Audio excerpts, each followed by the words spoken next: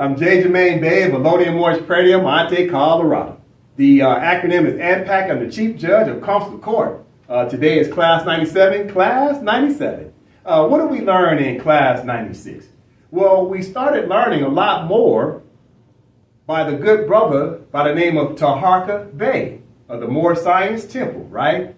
And what did we learn from the good brother? Well, the good brother put on the record that the Moorish Americans are stateless, right? So if the good brother Taharka knows that we are stateless, keeping in mind that the good brother's been a part of the Moor Science Temple for about 30 years, right? He first came in around what? I think it was 1989, 1990. He's been in there for a long time, right?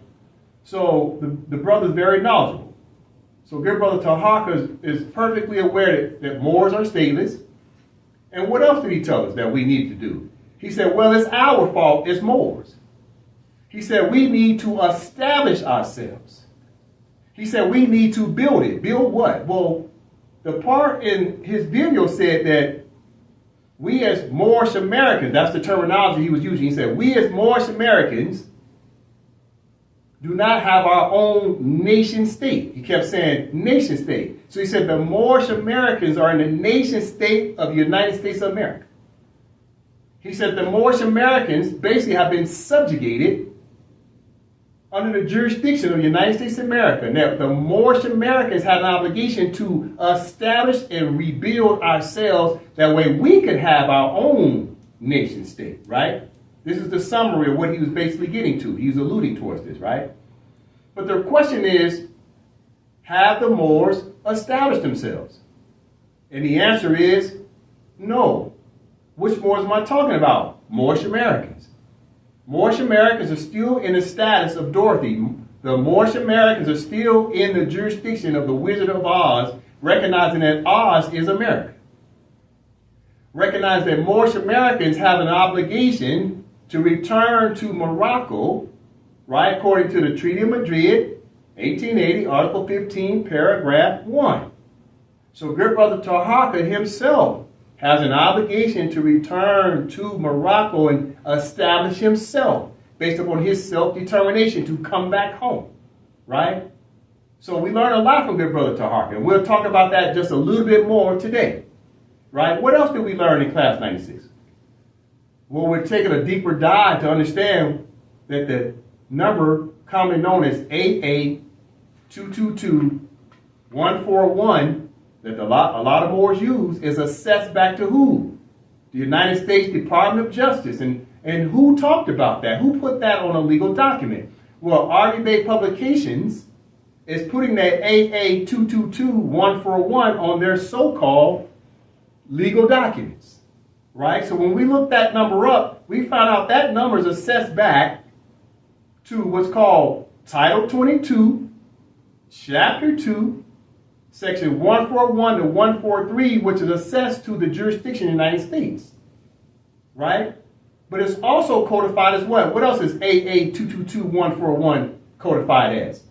Well, it's codified as 8 Stat 484 34 Stat 2905. That's codified language that's also assessed back to AA222141, right?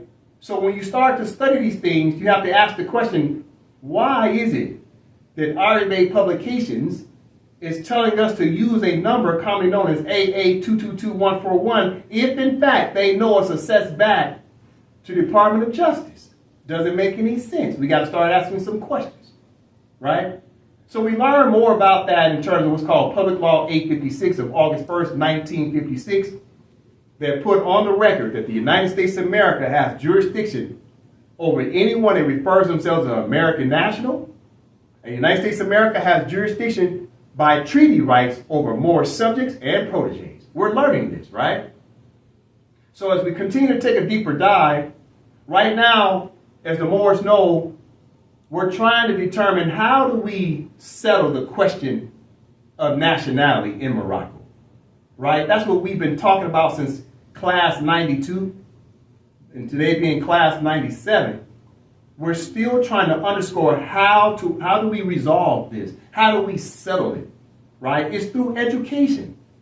We have to educate ourselves. We have to unlearn what we've learned and apply well-settled principles based upon education with words and reference points. We must be able to prove what our nationality is versus guessing, right? And what made it easy for us to just truly understand what our nationality is? Well, it was the treaties.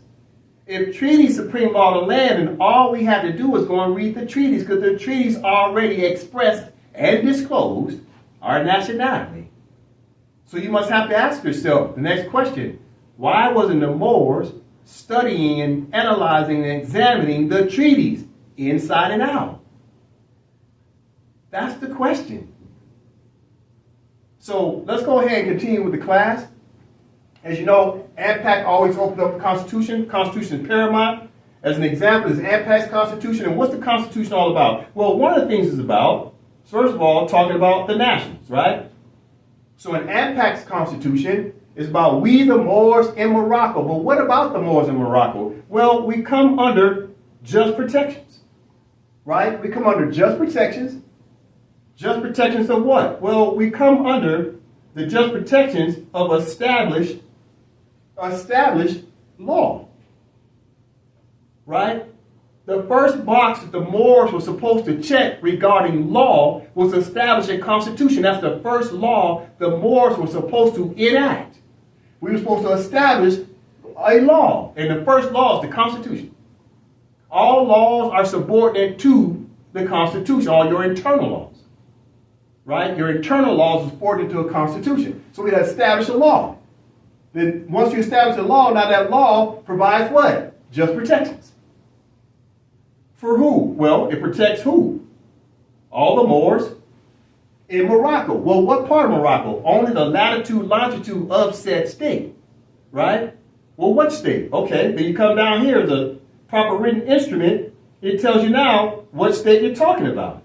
So the state of Allodian Moorish Prairie, Monte, Colorado, as an example. Right? So that's directly in the preamble. Right? This is what constitutions do. They provide just protections for the Moors that's within the state of their state is named on their constitution. Right? That's what's very important to understand. It's paramount. Okay? So today we're talking about this most important word today, which is called protections. This is very important, Moors. This word, protections. This is what we've been lacking. We never had protections of our own, but yet we were protected by the United States of America. We were adopted Moors. We came under their jurisdiction of their Constitution, United States of America, and we became Dorothy, i.e. a redhead stepchild of the United States of America under their protections, which means we had to live by their house rules. So the Moors' obligation was to get away from their stepmother, who was providing protections, and return back to their biological mother of Morocco. That was our obligation. All right, we'll talk about that some more today. Okay, let's go ahead and get into the class. All right, so keep in mind, Moors, we're still going over the United Nations Charter of 1945, Chapter 6, talking about the Pacific Settlement of Disputes, right? Article 33, and right now we're trying to settle the dispute of nationality in Morocco.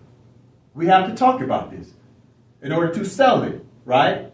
So in the process of settling, what do the instructions say? It says, the parties to any dispute. So right now we have a dispute about nationality. Some Moors say they Moorish Americans.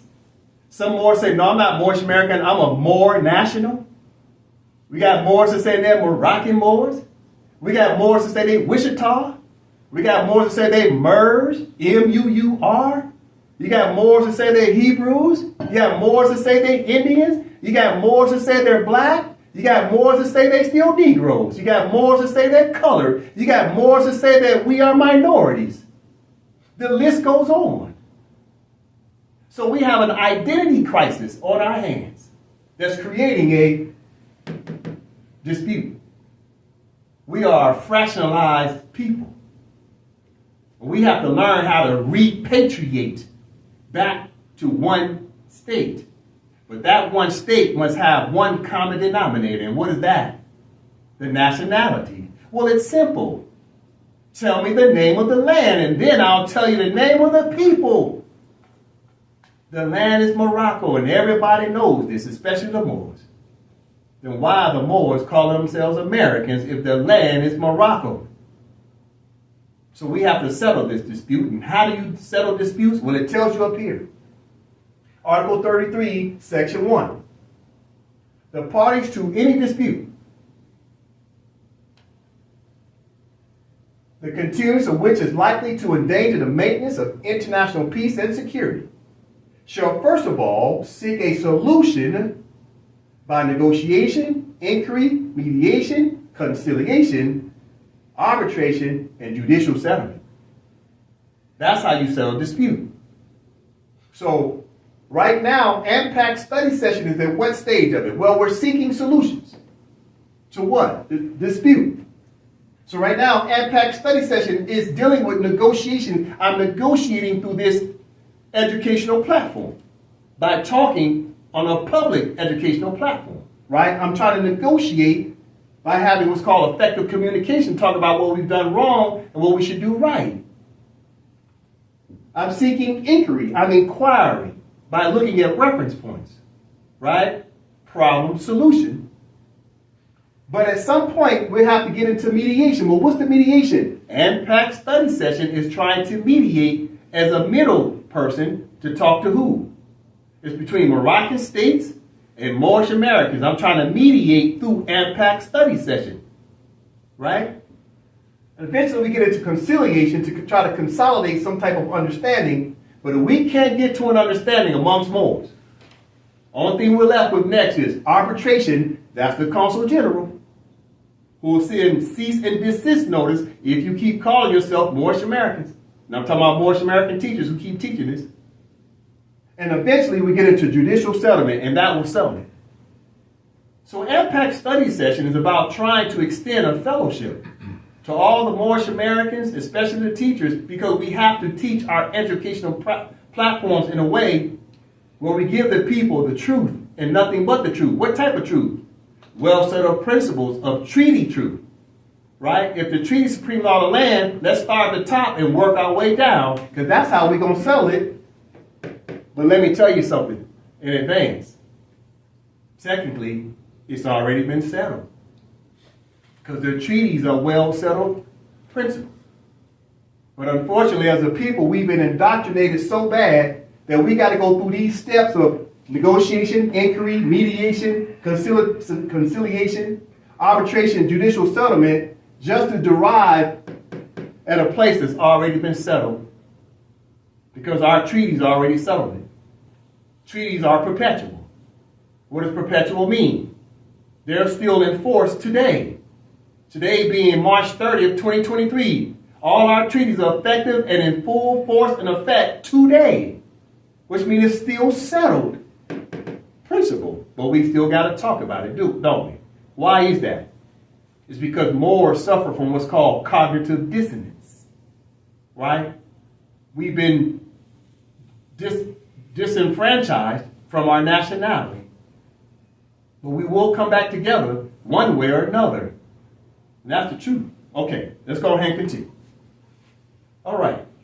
So, as you know, we've been building up, right, to learn about this whole Ukraine versus Russia Federation, right, which was an International Court of Justice case, right, and it was about allegations of genocide under the Convention on the Prevention and Punishment of the Crime of Genocide. We're going to learn about the fact that the United States of America wrote a declaration of intervention on behalf of Ukraine to support Ukraine as a class action lawsuit. But it's not called a class action lawsuit in international law. It's called what? Urder Omnis Parties, by writing a declaration of intervention. So we'll learn more about that, right, in the next couple classes to come. We'll read about that, okay? So in doing that, once we learn about that, we're going to keep learning about genocide, right? Because in that case, it talked about genocide. But first, Moors got to talk about the genocide that we're doing against ourselves, the apartheid that we have against ourselves. because we're calling ourselves by names that are not recognized in treaties. We're disrespecting ourselves. We got to have respect for self first. It's Islam, I, self, law, and master. If we don't master us, how the heck do we expect to govern over Americans or any other jurisdiction or get into relations with other states? All right, so we got to learn more about this genocide because this is important. Okay, well, what about genocide? Okay, keep in mind we already went over the Convention on the Prevention and Punishment of the Crime of Genocide. This is United Nations resolution of the year 1948. So we read about this already, right? So in Article 1, it says the contracting parties. Well, who are contracting parties? Only states. So in order to enforce something about genocide, well, first you have to have a state. The state enforces genocide. So the contracting parties, i.e. the states, confirm that genocide, whether committed in time of peace or in time of war, is a crime under international law, which they undertake to prevent and to punish, right? So now you get down to Article 3 and 4. Article 3, the following acts shall be punishable. A, genocide. B, conspiracy to commit genocide. C, direct and public incitement to commit genocide. D, attempt to commit genocide. And E, complicity in genocide. This covers, that's a lot of generic language, but yet powerful language. You got to really catch what's happening here. It's a catch-all. It's A to Z.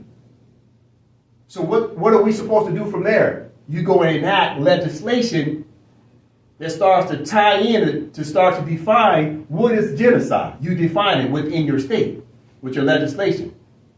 With your legislation, you define, okay, what is conspiracy to commit genocide? You define it. With your legislation, define direct and public incitement to commit genocide. You define it. Within your state, you put together legislation that talks about attempt to commit genocide. What does attempt mean? Well, you got to write legislation that defines that. Section E, complicity in genocide. You got to define it. But yet, international law made it general. So you can still enforce it general language, but you can also get into the details of it internally with your legislation. All right? And then Article 4. Persons committing genocide or any of the other acts enumerated in Article 3 shall be punished, whether they are constitutionally responsible rulers, public officials, or private individuals. So who are private individuals? Moorish American teachers.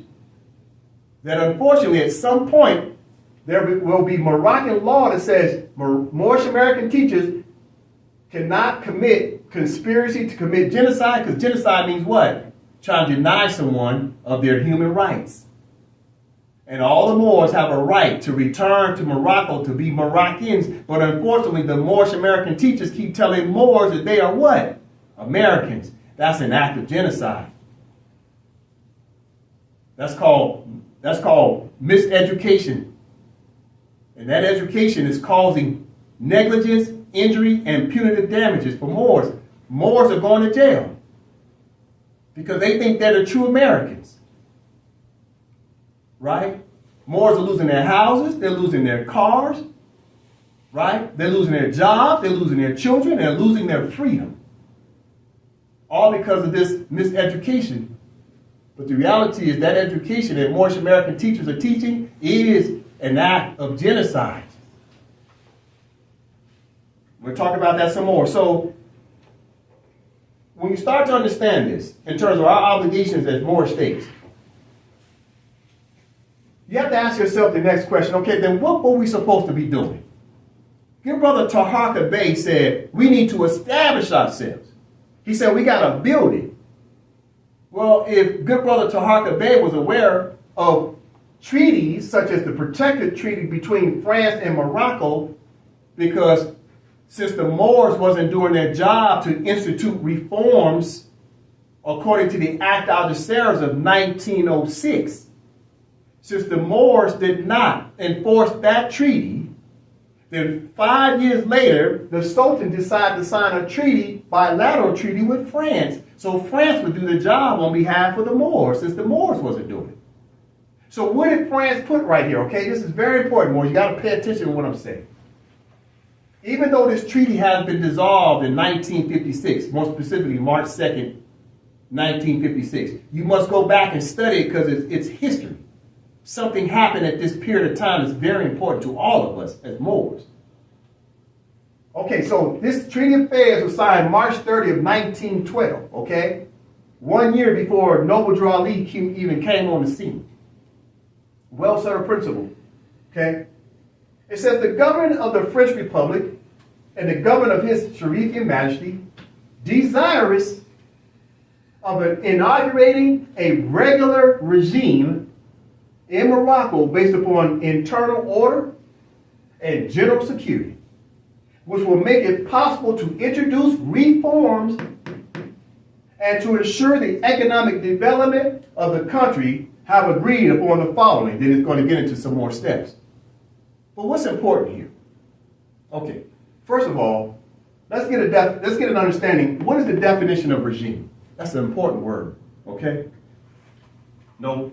Regime, one, a government, or a noun. One, a government, especially an authoritarian. One, ideological opponents of the regime. Similar are government, authorities, rule, reign, dominion, sovereignty. Two, a system or planned way of doing things, especially one imposed from above. All right, so as a recap, what is a regime? A government, especially an authoritarian one. It's the authority. Ideological opponent of the regime. Similar. Okay, these are synonyms, right? Regime, here's a synonym.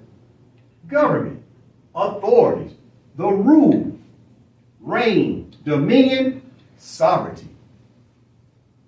Okay, keep that word sovereignty in mind because the Sultan was given France dominion and authority to rule over the sovereignty of Morocco. See how much is packed into this one word regime? That's a lot of words to truly understand. Number two, it says a system or planned way of doing things. What does that mean? Organized dual society. Right? 3 branches of government controls the administration of a state. So it says a system or planned way of doing things, especially one imposed from above. What's the above mean? There's nothing higher than laws, the state, the constitution, and treaties. The governmental offices, the offices that the officers sit in. That's what's above. So let's keep this in mind. Regime is about government, sovereignty, right? Authority, rule, reign, dominion. Let's go back to it. So it's about protections. Remember, I read that in the preamble of AMPAC's Constitution. So what does the title tell us? It's about protections. Somebody's providing some protections. Where? In Morocco. Okay, let's get into it. The government. Okay, so first word is government. Why are we reading this? Because this is what the Moors were supposed to be doing, so the Sultan called in France to do it for the Moors. So as you're reading this, these are instructions that Moors were supposed to be doing. But now France is being instituted to come in to hold an office to oversee our obligations. The government of the French Republic and the government of His Sharifian Majesty. So 2 governments. Government of France, government of His Majesty. Those are 2 different states. Government of the Sharifian Majesty desirous of inaugurating, see, there was a public inauguration of a what? Regular regime. So what do we learn about regime? So the Sultan deputized, inaugurated France to oversee the regime, i.e. the government of Morocco. To oversee what? The sovereignty, the authority, the rulership, the dominion of Morocco. You see how much we're unpacking already? So the regime of where? In Morocco. Keep in mind, Morocco's an empire, right? Based upon what? Internal order. So how do you have internal order? That's 3 branches of government. That's administrative, right? We'll talk about that. And general security. How do you have general security? That's your military. right? I.e. like the Pentagon, etc. Your police, right? Which will make it possible to introduce reforms. The Moors were supposed to introduce reforms, but instead the Sultan turned around and brought in France to do it because Moors wasn't doing it. So the Moors are obligated to introduce reforms and to ensure the economic development of the country have agreed upon the following. So right here is unpacking a lot. This is what Moors are supposed to do. What else was Moors supposed to do? Okay, Article 1. Article 1. The government of the French Republic and His Majesty the Sultan have agreed to establish in Morocco a new regime comprising the administrative, judicial, educational, economic, financial, and military reforms which the French government may see fit to introduce within the Moroccan territory. All right, keep in mind, proper concept, Moors were supposed to be doing this.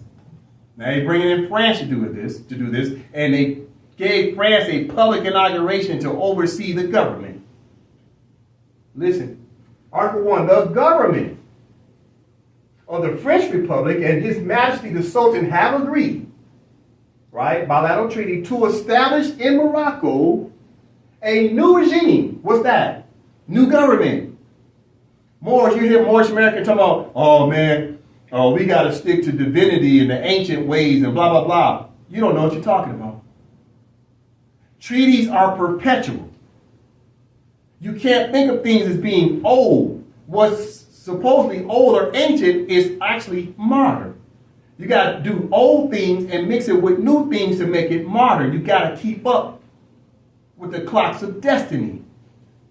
So listen, France was supposed to institute new regime. What's new regime? New government, new way of doing things. Right? And where? The 20th century. This is 1912, 20th century. A new regime comprising the administrative, listen to these 6 steps. So what was the new regime about? Establishing a new administrative, a new judicial, a new education, a new economic, a new financial, and a new military reform. So all these are reforms. What reforms? Reforms of administrative, reforms of judicial, reforms of education, reforms of economic, reforms of financial, and reforms of military. That's what we were supposed to do as Moors. And everything was supposed to be new. This is the proper concept we must have. Everything's modern now. All right, so the Moors are supposed to do everything based upon how we want to do it. However what? However we may see fit to introduce within the Moroccan territory. Did it say the American territory? It says Moroccan territory. Because the land is Morocco. For who? Moroccans. It didn't say American territory. It's the Empire of Morocco. So, what were Moors supposed to do? Moors were supposed to establish in Morocco a new government. What's administrative? 3 branches of government, right? Executive branch, legislative branch. That's administrative. To enact laws. That's administrative. What's judicial? That's judicial branch. Council Court, Supreme Court. Have Moors done that? No. Have Moors established 3 branches of government? No. I'm talking Moorish American teachers right now. Have they established these things? No. And then education.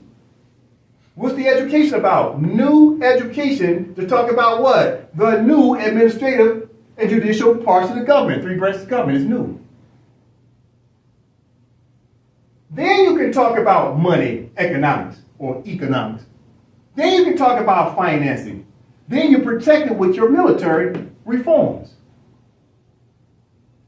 This is what Moors are supposed to do as we see fit to introduce within the Moroccan territory. In order to do what? Provide what? Protections. For who? Moroccans in the territory of Morocco. We're talking protections, we're talking administrative duties.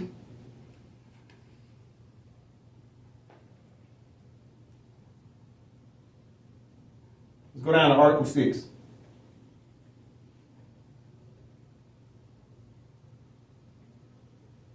Article 6. The diplomatic and consular agents of France shall be charged with the representation and protection of Moroccan subjects and interests abroad. All right. Okay. Article 6. The diplomatic and consular agents of France shall be charged with the representation and protection of Moroccan subjects and interests abroad.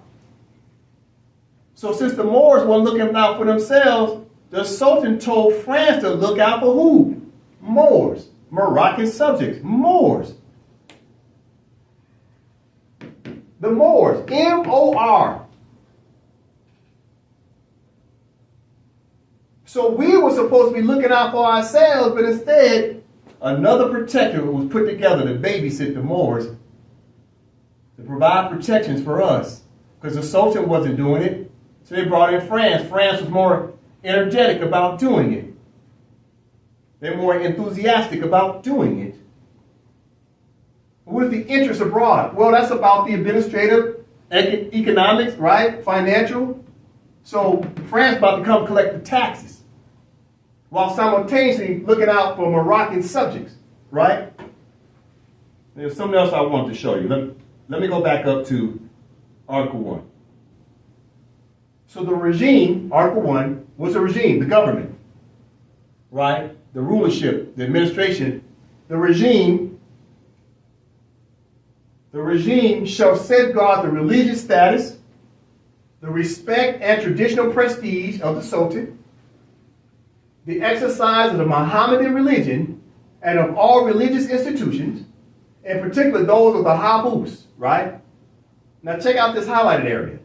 It shall include the organizations of a reformed Sharifian magazine. What does that mean? Why am I highlighting that last sentence? Let's read it again. It shall include the organization of a reformed Sharifian magazine. Who's the magazine? Moors. It's the Moorish government. It's the magazine. So France was supposed to assist the Moors in creating what? Reforms. You're supposed to reform the Moors. And it says they shall do it. So France was supposed to be working with the Moors to establish a Moorish government again.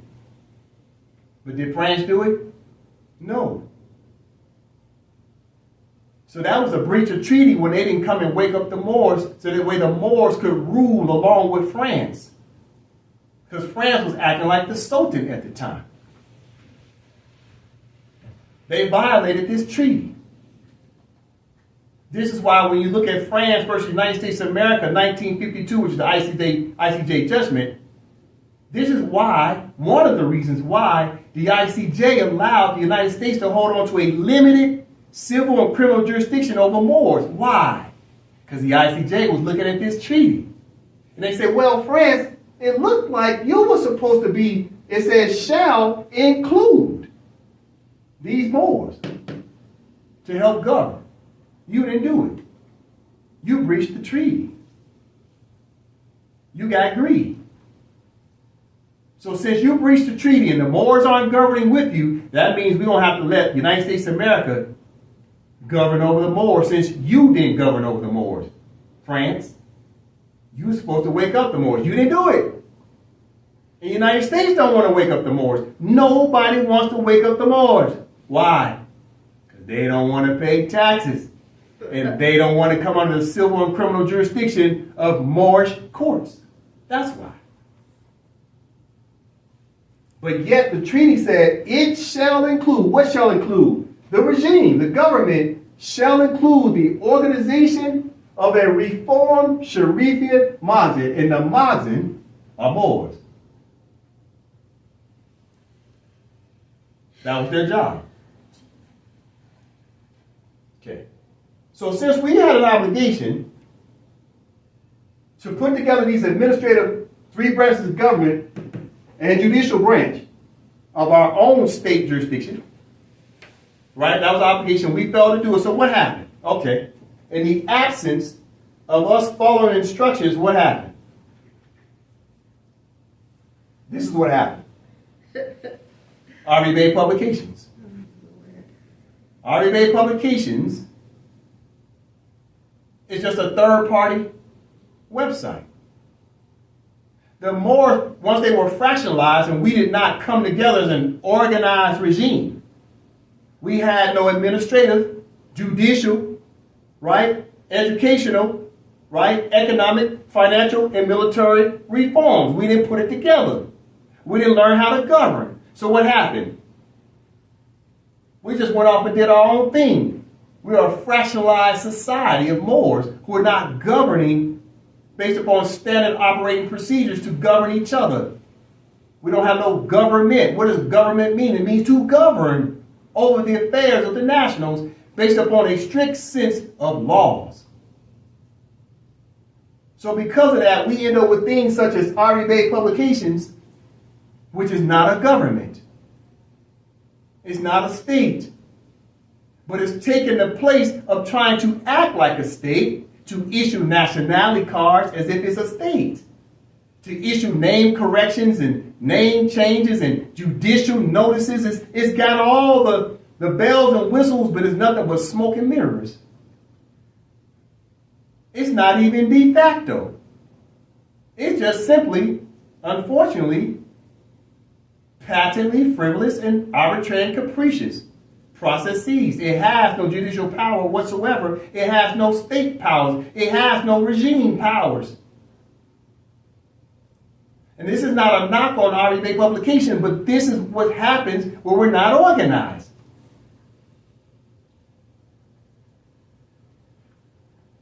So what's happening? So then you have things like this from RE Bay Publications to tell you all of a sudden you can do a legal notice change of your name. You can do corrections, just making up stuff as we go because we are not organized people. France had to come in and organize us. They failed to do it. Now France got out of that treaty of 1912, they dissolved it, and now the Moors are still running around like the Three Stooges. We are literally Larry, Moe, and Curly. Right? What up, Moe? So in this document from RE Bay Publications, at the bottom, we started learning Moors are calling themselves Americans and we're not Americans. And down here at the bottom, it starts to disclose things that just getting us in a lot of trouble, such as United States Republic Department of Justice Moorish American credentials AA 222141 Truth A1. And we're finding out that this right here is a placeholder number for a future inmate number. Moors are going to jail using that number, and that's the truth. We'll talk about that today. So let's take a moment and watch a video. Because the Moors have to hear this from more than just me about the fact that this whole sovereign citizen movement is actually making us outlaws as Moors. We're acting outside the law. Outside the law of what? The United States of America. Because we are still under the protectorate status, and when I say we, I'm talking Moorish Americans, but I'm talking plural, right? Because I too used to be a Moorish American. I'm guilty of these same processes right here. I filled out this document too. I signed this document too about 2 years ago. Back in the year 2020, I signed this document too. I was just so happy and I didn't really read it. I just trusted everybody. I was in fellowship instead of scholarship, even me. So I'm guilty of this too. I'm not innocent. So in studying this right here, now going back studying, I recognize the mistakes we made and we got to fix it. So let's listen to another Moor that's talking about this. This is good brother Rami Salam. You can find this YouTube video. The name of it, I believe, is Moorish Sovereign Citizens, Criminal Conspiracy, and R.V. Bay Publications. Warning to Moors. Right? He made this video about a year ago. All right? Let's listen to the good brother. Because I don't want the Moors to think I'm the only one pointing this out about R.V. Bay Publications. We're going to listen to about 12 minutes, okay?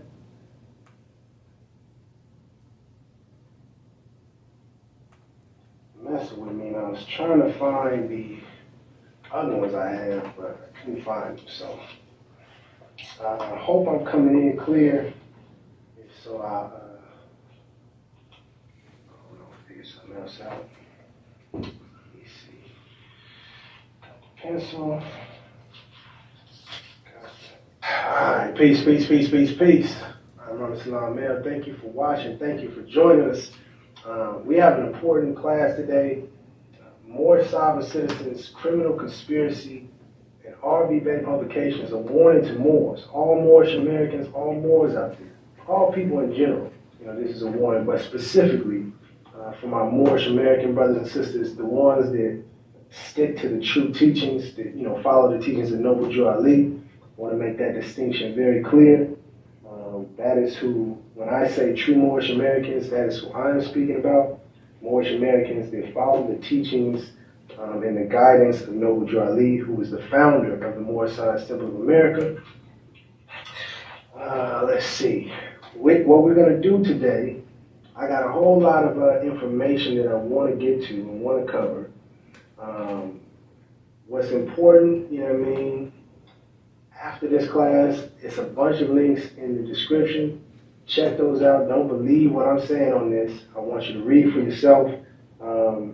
This has been an education for me. Personally, I've never looked up what criminal conspiracy is. And so just becoming more familiar with that charge and that crime, it really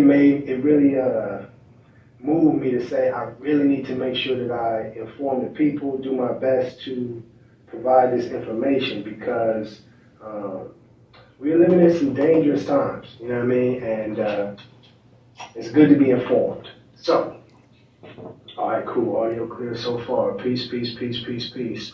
Yes, I appreciate the question. If you have any questions, feel free right now, drop them in the chat. If you're watching this after the live, you can drop it in the comment section. I'll be there. The only thing I ask is that you just be respectful in how you express yourself. You ain't got to be disrespectful and calling people out their names. Just express how you're doing or express how you're feeling. Peace to everybody that's in the chat. Let's see, here we go. Real quick. We have Yosef Wote, L. Jane, Blonde 007, Mantis Views 29, with some interesting comments. No more order. Assalamu alaikum, brother. Adele Day, peace. John Newsom, peace, peace, peace. Jonathan Scott Bay, what's happening with you? True Science 151. Ooh, no chasing. What's happening? Boy, we have some things to cover today. So what I wanted to first do is just read. I'm going to just go through some of these links so, to put some information on the table. Let's start with Moorish Sovereign Citizen. Let's start with Moorish Sovereign Citizen, if I could.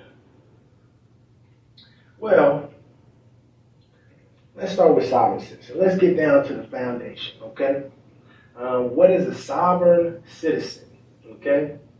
And we are going to go off of the FBI, Federal Bureau of Investigation. We're going to go from what they say, okay? We're going to read what they say. And according to the FBI, this is a link from, and today is March 17, 2022.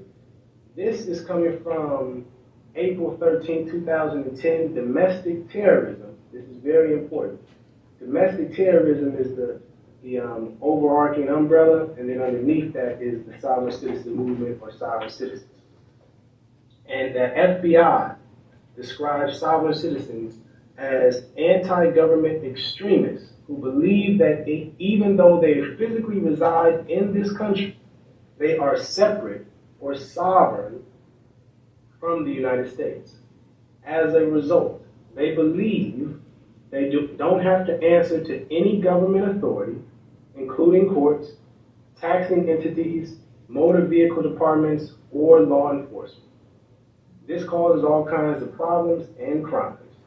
For example, many sovereign citizens don't pay their taxes. They hold illegal courts to issue warrants for judges and police officers. They clog up the court system with frivolous lawsuits and liens against public officials to harass them. Lien, that word is important. Let me just read this last little bit. Not every action taken in the name of the sovereign citizen ideology is a crime, but the list of illegal actions committed by these groups, cells, and individuals is extensive and puts them squarely on our radar. Now, mind you, this was 2010. And it just lists here some of the things that sovereign citizens do: commit murder and physical assault, threaten judges, law enforcement professionals, and government personnel, impersonate police officers and diplomats, very important, use fake currency, passports, license plates, and driver's licenses, and engineer various white-collar scams, including mortgage fraud, and so-called redemption schemes.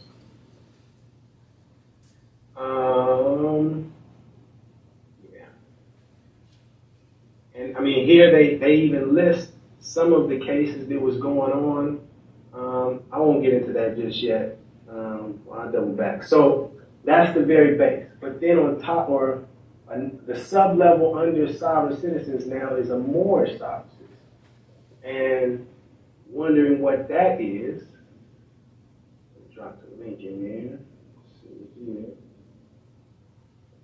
Yes. Let me read this.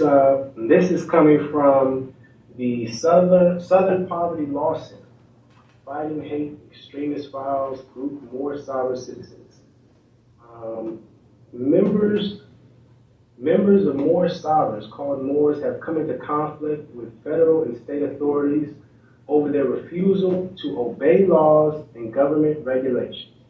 Over the refusal to obey laws. Remember that phrase right there. More sovereign citizens have engaged in violent confrontations with law enforcement. They've also been known to retaliate against government authorities through financial means, a process called paper terrorism. That connects it back to domestic terrorism, okay? It's very important, these words and these phrases. It has significant implications. You know what I mean? So I want us to be aware of what actions can get you classified as. Understand that. It's very important.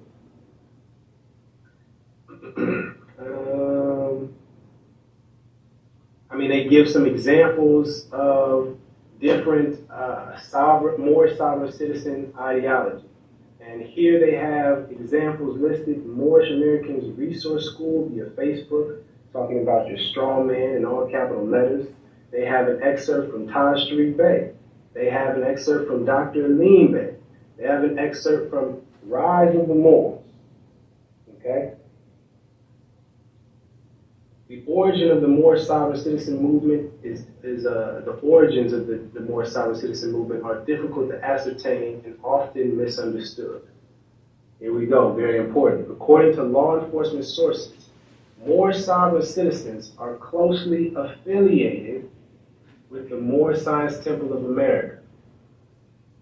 Some Moor sovereigns are known to affiliate with the Moor Science Temple of America, but certainly not all Moor Science Temple of America chapters are linked to sovereign citizens. In fact, the Moor Science Temple of America issued a statement in July 2011 condemning sovereign citizen practices and denying any association with the radical or subversive Moor sovereign groups.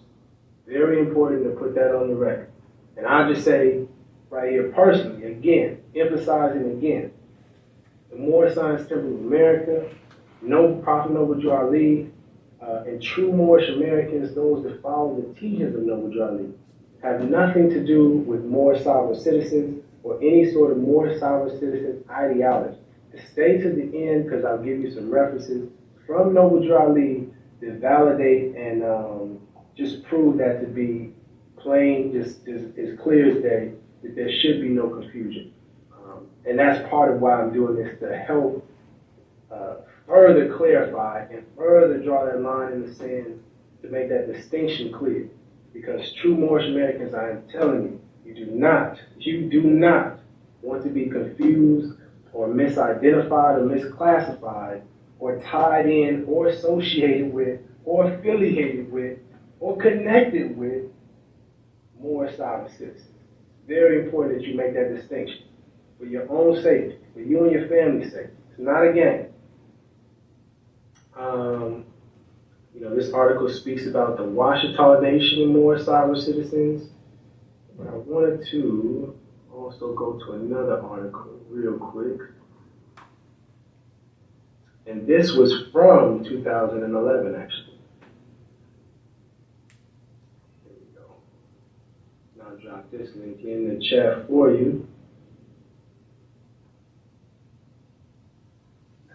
Here we go.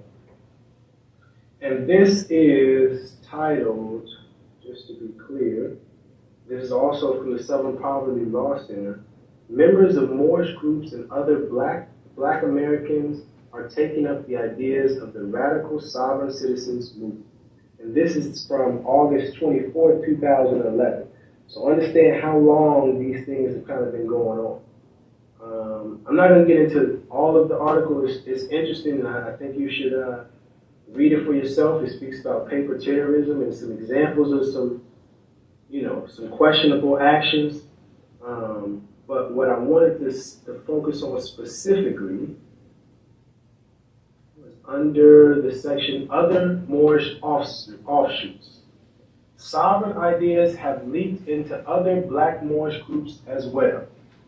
R.V. Bey, Noble Nature L. Bey, and Taj Tariq Bey led polemists of the Moorish Order of the Round Table, propounds a nearly indecipherable political theory that melds sovereign concepts and anti-government reinterpretation of Moorish Science Temple of America doctrine. That was a whole lot. But again, it says R.V. Bey, Noble Nature L. Bey, and Taj Tariq Bey lead the Moorish Order of the Round Table, propounds a nearly indecipherable political theory. So they had this political theory that melds sovereign concepts with anti-government reinterpretation of Moorish Science Temple of America doctrine. Very, in a nutshell, to my Moorish brothers and sisters, mixing some truth with some falsehood, if you feel what I'm saying. All right, so let's pause it right there. So good brother Rami Salam Hill, what is he trying to let us know? Let's go back and interpret what he's saying. Well, first of all, he has a slight misconcept because he himself refers himself as what?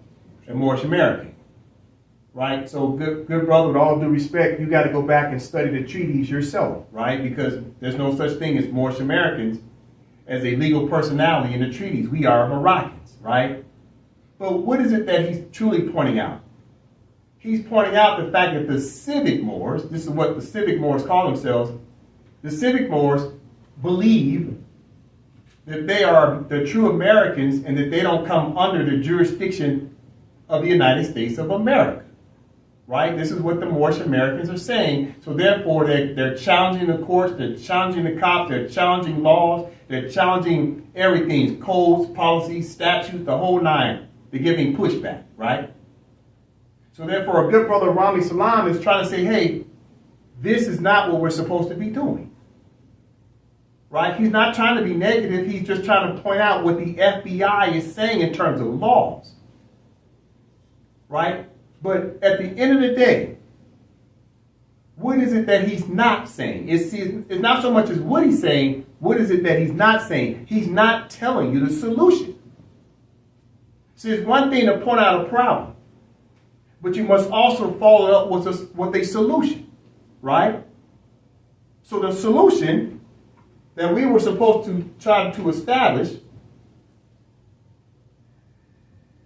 was our own constitutions. Because in your constitution, according to your self-determination, according to international law, all indigenous people have a right to have what's called self-government.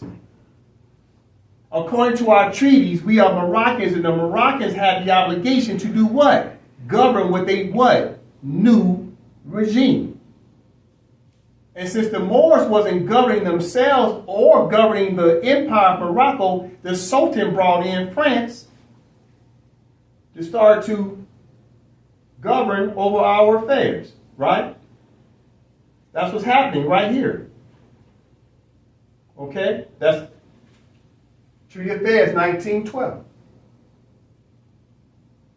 You see, the Moors, if they want to actually have their own jurisdiction and their own laws, then guess what we need?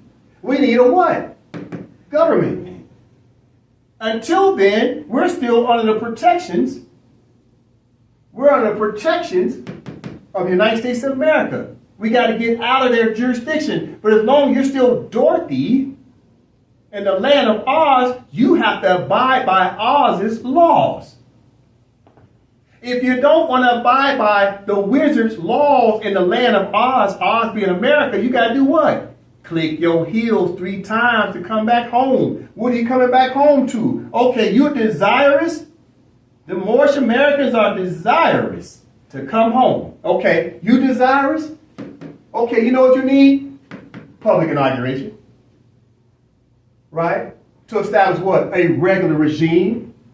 Recognized regime means government. Rulership, authority, or dominion of your sovereignty, right? You have to create what? Internal order, i.e. of your laws, and maintain security. Then you can control your economics, right? We have to return back to Kansas, Dorothy. But the Kansas in this example is returning back to where? Morocco.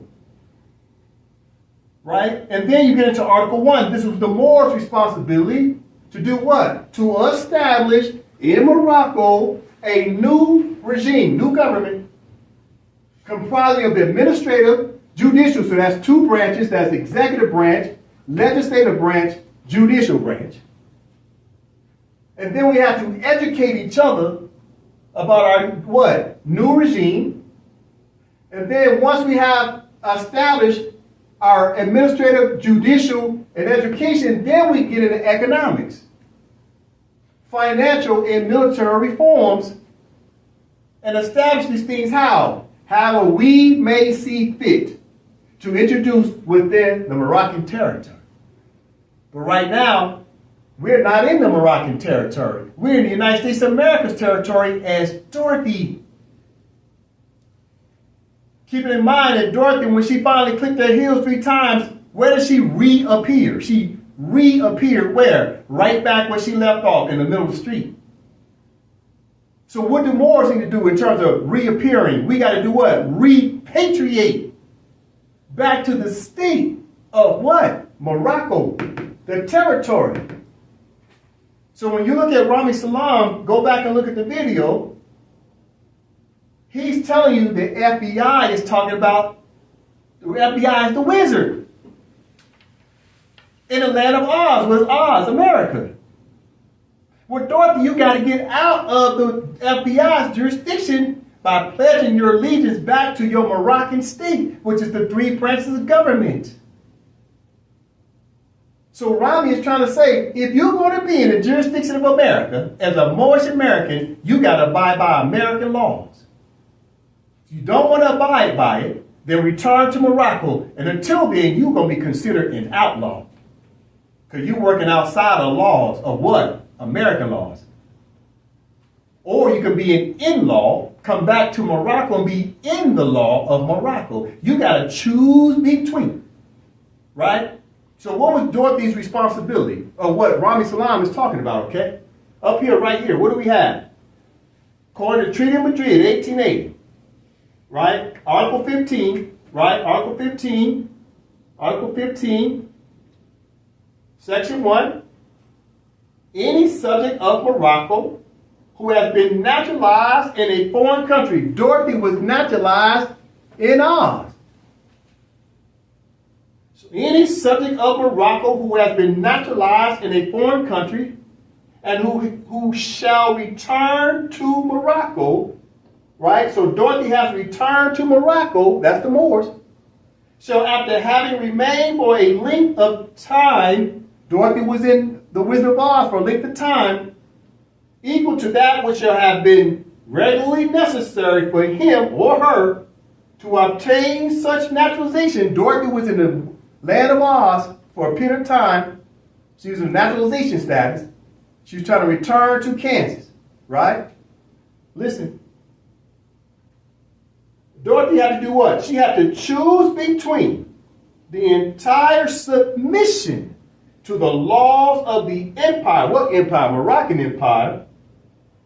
And the obligation to quit Morocco unless it shall be proved that his or her naturalization in a foreign country was obtained with the consent of the government of Morocco. So what's happening here? Rami Salam is still in the jurisdiction of America, of Oz. And he's pointing out to the other Moors, you in this jurisdiction too, whether you like it or not, you better abide by by American law. So the Moorish Americans have to abide by American laws, especially since they keep saying they're Americans. They're not calling themselves Moroccans. But yet the treaty says you got to return where?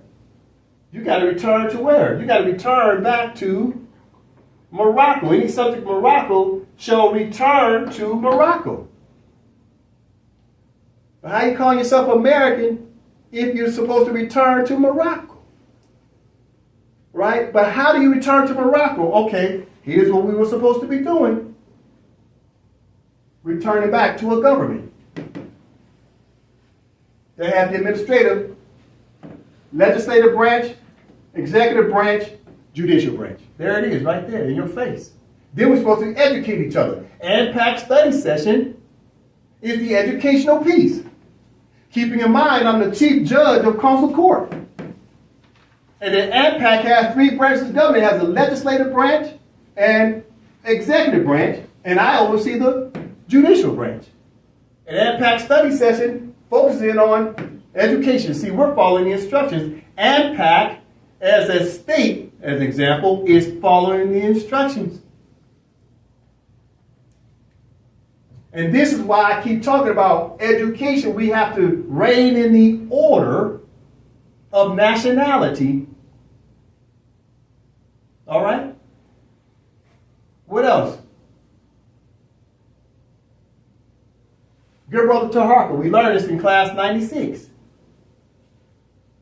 Let's listen to about 2 or 3 minutes of what he said. He's going to back up what Rami Salam was saying in the previous video, right? He's going to tell you why the Moorish Americans are getting in so much trouble. Let him tell you why. Hold up. Here we go. About 3 minutes. Now, and all men must proclaim their nationality. Must proclaim their nationality. Let me show you what the Prophet Obadiah trying to do for you.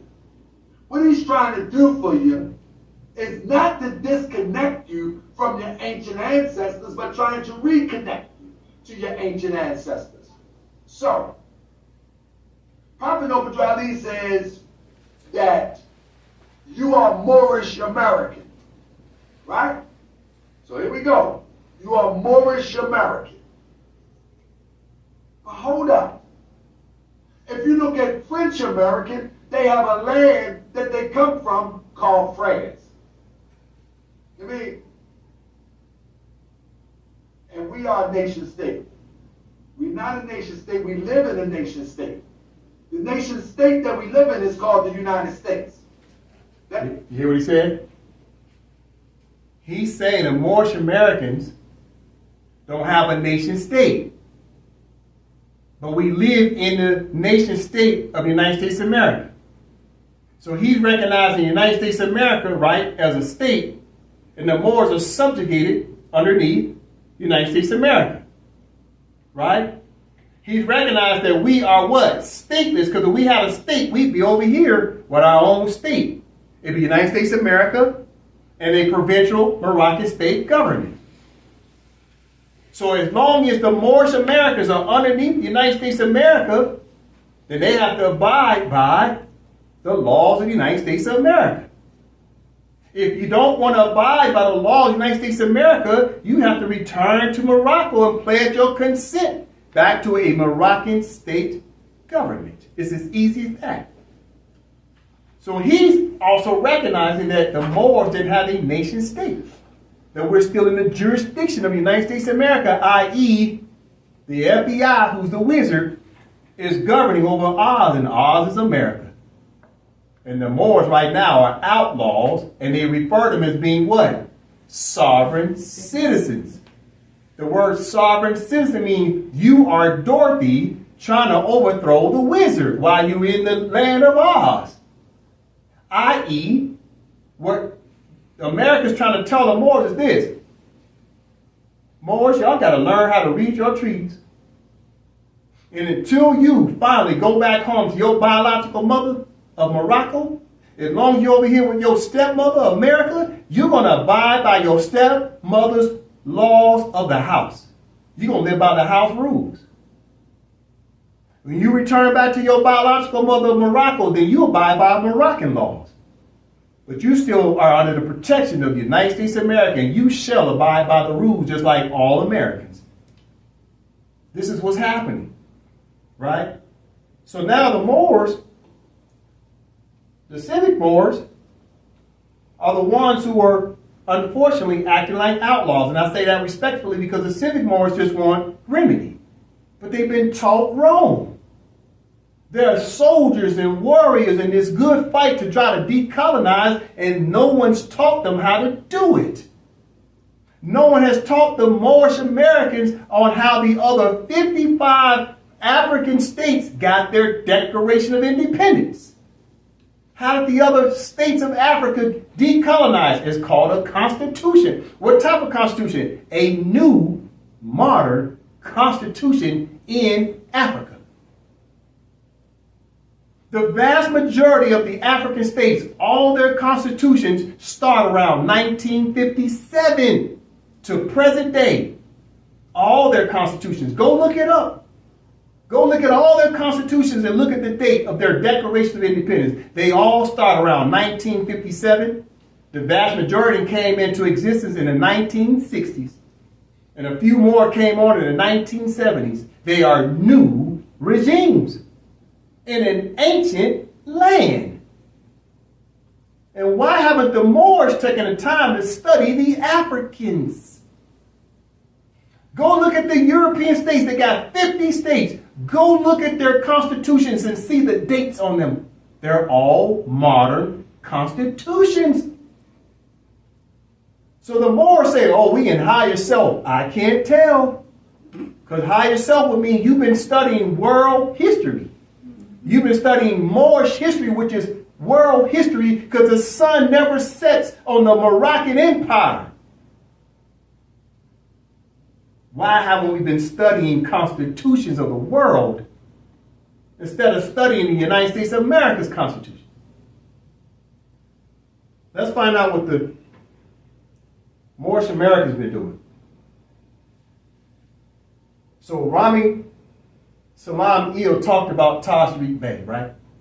But what is he talking about when he talked about Taj? He talked about Ari Bey publications, but his emphasis was what? That the FBI is talking about what Tashriq Bey and Ari Bey publications, etc. is teaching is putting Moors on a conveyor belt right to jail. Right? Now keep in mind, let's go back to this legal document of Ari Bey publications. Ari Bey Publications put this document out, and at the bottom, it said that the Moors are dealing with this AA 222141 was about the Department of Justice. Rebay Publications, Tosh Rebay, Nature Ill, the whole crew, right? Let's go look at the video. What's the purpose of looking at this video before we get started? It's to prove to you that even your own Moorish teachers have been going to jail. And I say that respectfully because we got to point out these truths. This is what you call documentary evidence. I don't show this video to point fingers. It's about solutions. We got to point out problems and then solutions. That's what this is about. AMPAC Study Session is an educational platform. We got to study about what we did wrong in order for us to do it right. Okay, let's listen to Taj. Now keep in mind, this video is probably, I don't know, 30 years old. You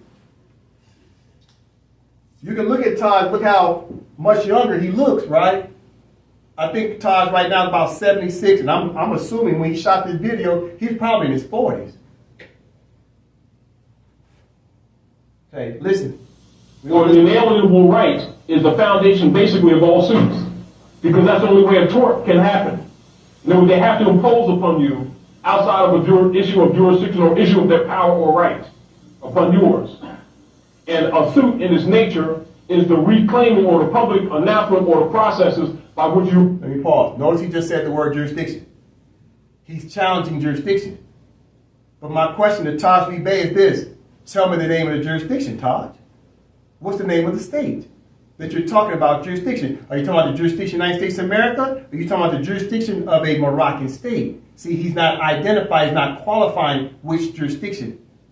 So therefore, we assume that he's talking about the United States of America jurisdiction and that Moors are outside of that jurisdiction. But you can't be outside of a jurisdiction unless you're going from state to state. Moses took the people out of Egypt and took them where? Into a desert. That's what you call no man's land. What's a no man's land? Stateless. And Moses walked around for how many years? 40. 40 years in the desert means stateless people. Right? So he mentioned jurisdiction. Go back and rewind it. You'll hear it. Let's continue. Reclaiming that right or redress concerning that right. All right? So how do you reclaim a right of jurisdiction? You have to do what? Follow these instructions. Return to Morocco. Right? Let's listen. When they give you a ticket, that's a suit. What's happening is the corporate, municipality, etc. is suing you. Why are they suing you? They accuse you of a crime. So traffic court is really a criminal court. In order for a criminal court to really be properly structured, there has to be time. See, because you got criminal and you got civil. One's a fine and one's time. If you committed a crime, you're supposed to be doing some time. Ain't no fine. Well, I have some brothers right now that for tickets, they've been serving some jail right now. Do you know why? There's multiple reasons why. Notice one of the spectators in the class says, I got some people that's in jail right now about tickets. Why? Because those same people from the guy in the audience is using these sovereign citizen process. They went to jail over traffic tickets. And he just posed the question to Taj about traffic tickets. Now listen to what Taj is going to say next. Keep in mind we're talking jurisdiction. What are their names? Are they property or are they free men? They're free people, but the system, they violate you because... Did they address the courts? Well, let me explain this to you. Are they free men? How can you be free if you ain't returned to Morocco? You still in the jurisdiction of the Wizard of Oz. Can't talk about freedom unless you have returned to Morocco. Listen, now he's going to break it down. A couple years ago, there's my brother-in-law right there in his stadium. I would not submit. They arrested me for tickets. You understand? I think I had, 34 tickets? 8 contempt of court? A whole bunch of stuff. They had a whole bunch of stuff and they put a rubber band around, this is yours. You know, type thing. Pay attention. He's going to tell you his experience of being arrested. using sovereign citizen processes. And Tariq Bey, respectfully I say, is the teacher of sovereign citizen processes. The civic mores started with Taj, and I say that respectfully because it's simply the truth. Let's listen. He's telling his experience of dealing with the cops. They made a deal with me that I could go home if I make a plea. Of course, I'm working on principle. I ain't having it. I said, no deal. Take me to court. I'm going to kick your key stores. So they're going to take me to court. Am I right or wrong? They held me, figured, well, they're going to let them go home because they got the body. And habeas corpus technically been suspended since, the Trading with the Enemies Act, 1933. So they have not been operating constitutionally anyway. Of course, I know that, but I'm just saying. So habeas corpus is suspended, so they trade well, they got paid, right? So Moors would call from all over the country, call from California, everywhere, call from the islands. I'm going to send some money for Brother Todd. Get him out there, don't send me a penny. Not a penny. Come on. They're trying to get Taj out of jail. You got to really understand what I'm saying.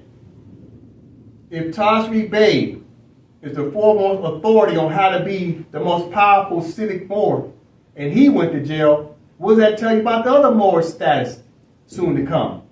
They're going to go to jail, right? Now, we'll listen to a couple more minutes, maybe another minute. Fighting on principle because it's for generations after, not for the moment. Because I could have went got the car and made a deal with them and I'd been home. See, but then I would have capitulated. That's acquiescence. Then I've still been obligated. So if you're out here, out of jail, you're still in jail because they come get you and still hold you to those phony contracts. At any rate, they took me to finally, because I wouldn't capitulate, and then I also started teaching Europeans while I was in there, and I started teaching Asiatics. And so I was holding classes, teaching them issues. I also had a petition going around in the POW camp and sent it to Kofi Annan, holding me to his obligations, right? About 2 days, 3 or 4 days, something like that later, the captains came down and they asked me. He's been in jail 3 or 4 days. You got to hear what he's saying. The average person can't afford to stay in jail 3 or 4 days. The average person got a job they got to go to. They got a family to take care of. Taj is in jail for 3 or 4 days. Sorry, because they had shifts. And so they came and got me out. And they said, Do you ever feel afraid to do the things you know you should do, but you don't? Hey, it's John Asrak. what is it you want, right? And I said, you got a law library down there. You got all these guys going to this law library, and all I see is directories for lawyers. I said, they're not the law. I said, you're denying everybody here the right, because people start complaining, putting in request slips, blue request slips. So they say, well, what do you want? I said, I want some legitimate law books down here, USC codes. I want to see the Constitution down here, etc. Did he say he want the treaty? No. He said enforcing UCCs, he's enforcing their constitution. He ain't talking about his own state, is he? He said, I want to see my consul general of my state under the Vienna Convention on Consular Relations of 1963. Look it up. He's not demanding for his representatives of the state, such as Brittany Griner, was locked up in Russia. Brittany Griner was represented by the United States. So where is Tariq Bey's representation? Since he's claiming he's not a citizen of the United States of America, then where's the state representation for Taj? It don't exist. So Taj was representing who? Himself, just like all the other students of his. And all his students, the vast majority, have gone to jail just like Taj. Now, I'm not going to watch any more of this. You can go back and watch it yourself, right? It's around the 55-minute mark, around the 55-minute mark. I just wanted to show you that Taj went to jail, right? So what's happening? Now, keep in mind, Taj is a big part. This is not a negative. We're talking truth. Taj is a big part of RDB publication. So watch this question. Is Ivy Publications process putting you on a path to decolonization or on a path to incarceration? Answer, incarceration. Listen, documentary evidence as an example. Taj Bey went to jail. Light Bey went to jail. Sharon Bey went to jail. Jamal Bey went to jail. Lamont Eel is currently in jail. This is the truth. Right? Because we know who all these people are. We're talking truth. It's not an attack on anyone. We got to talk about, we're all Moors. We're all in this together. I'm a Moor. They're Moors. But we all got these different concepts. And we have to reign in the order based upon the strict sense of law.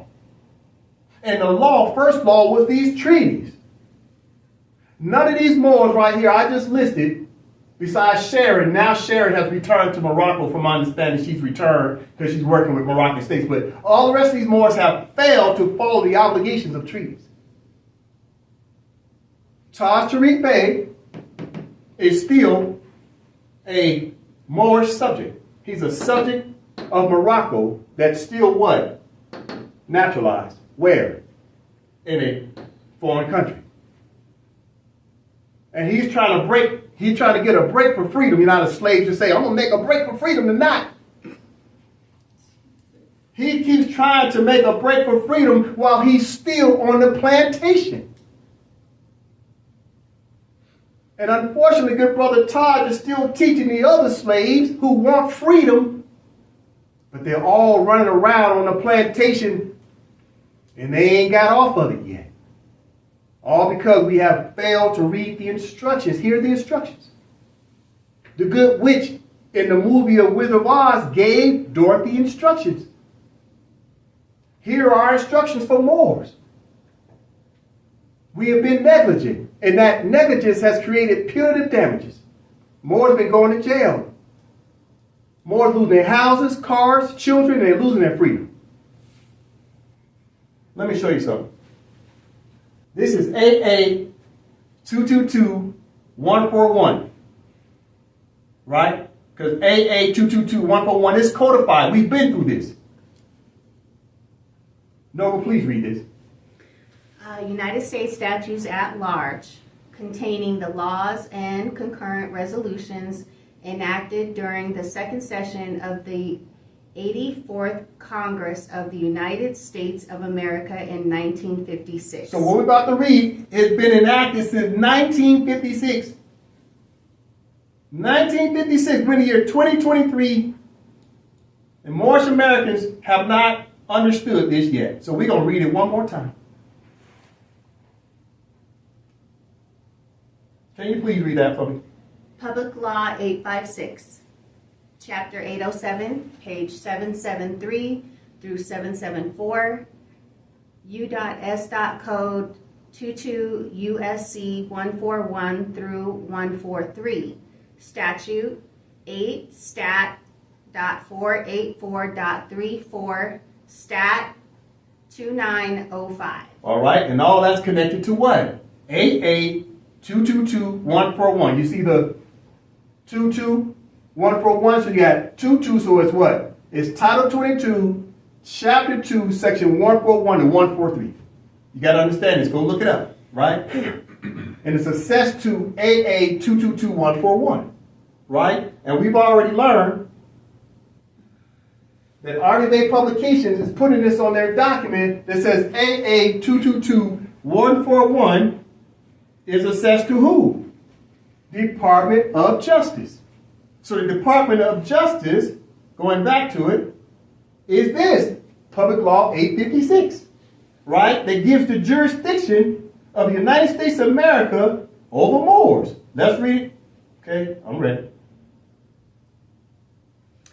Whereas the laws of the United States invest in ministers and consuls of the United States in certain countries, including Morocco, with judicial authority so far as the exercise of the same is allowed by treaty with such countries and in accordance with usage in such countries. And whereas the consuls of the United States in Morocco are permitted to exercise jurisdiction over American nationals under the treaty between the United States and Morocco, signed September 16th of 1836, and the Act of Algeciras, signed April 7th of 1906, and the exercise by custom and usage the same jurisdiction over subjects of Morocco or others who may be designated as protégés under the Convention of Madrid, signed in July 3rd of 1880. Pause.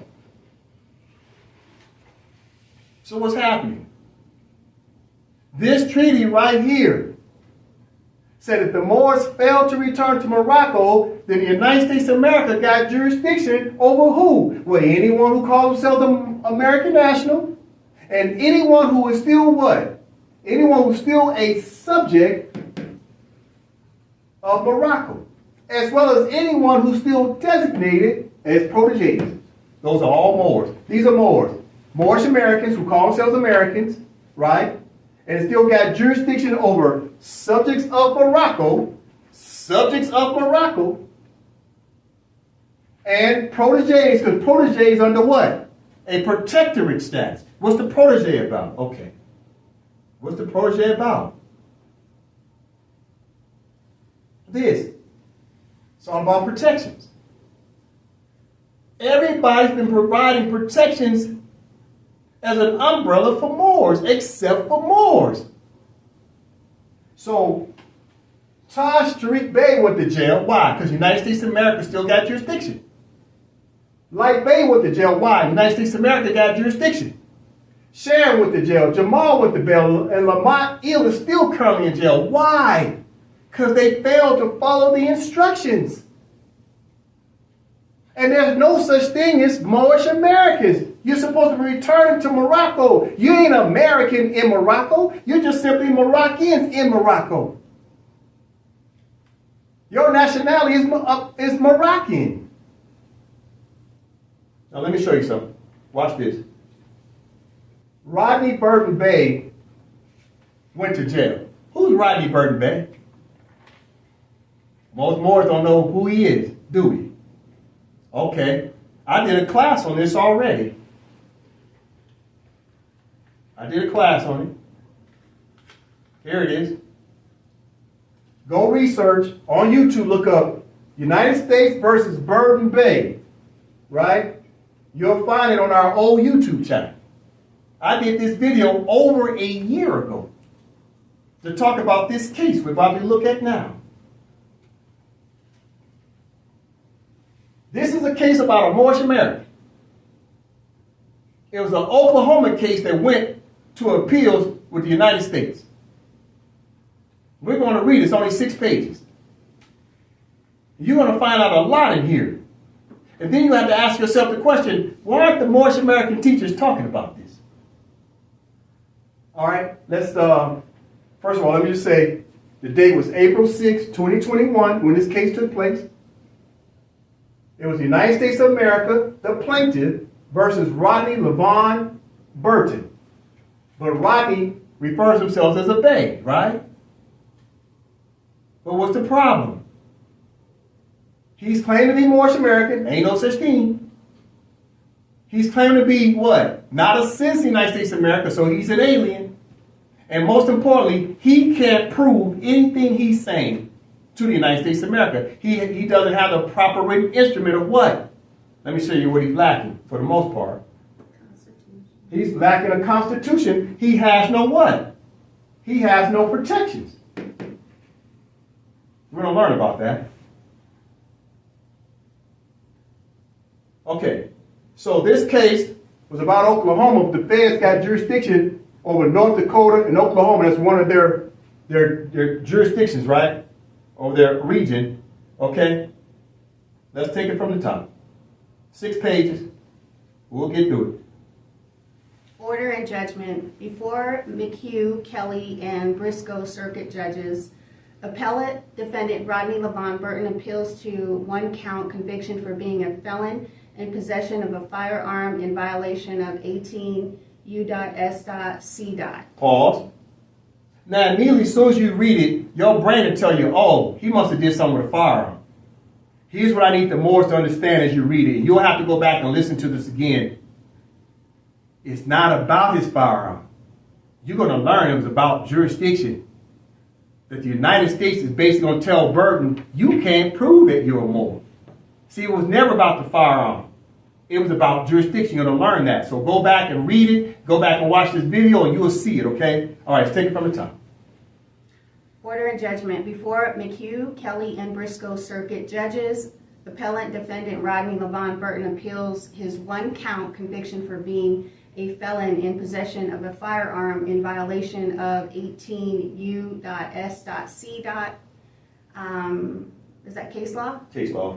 Burton argues that because he is a free sovereign Moor, he is eternally in their jurisdiction of his ancient Moabite forebears, and the case against him should accordingly be dismissed.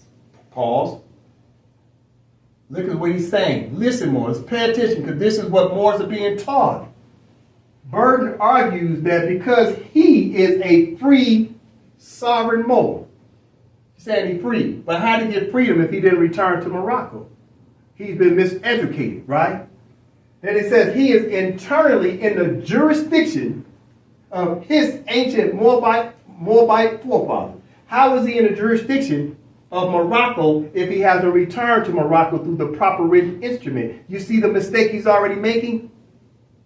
Everything he's saying is null and void because he can't prove it. But he's standing on his square. I give him that. Got much love for the brother. He's fighting. But he's been ill-equipped to have a proper fight. With what? Administrative and judicial and education based upon the what? Treaty of Fez, 1912, Article 1 says first 6 principles what? Administrative, judicial, education, economic, financial, and military reform. So he's lacking what? Administrative and judicial because he's over there in their jurisdiction. He's dealing with the wizard. Instead of him being at consular court of his own state. Start right here.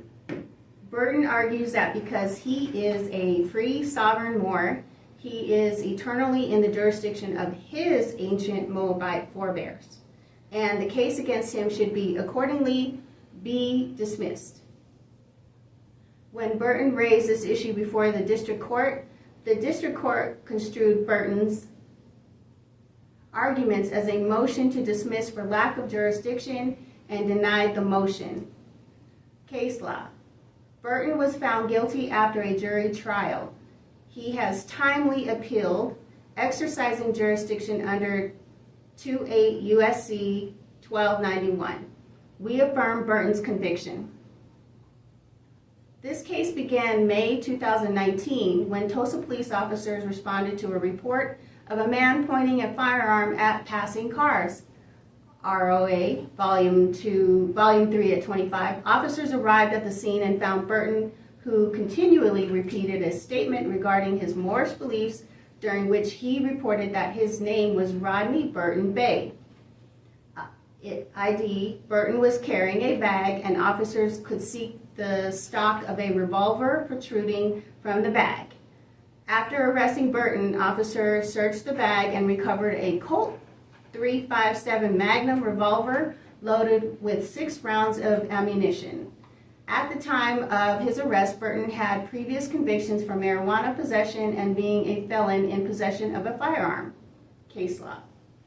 A federal grand jury returned a 1-count indictment charging Burton with being a felon in possession of a firearm and ammunition. Case law. Before Burton's trial, the district court ordered a competency hearing and a psychiatric evaluation. Pause. You see what the court did to Burton? Burton kept saying, I'm a Moorish American. I'm not a citizen. He kept saying it over and over and over again. You know what the court did? They said, okay, come on over here. So the district court ordered a competency hearing and a psychiatric evaluation. Why? Because the United States of America said Moors are what?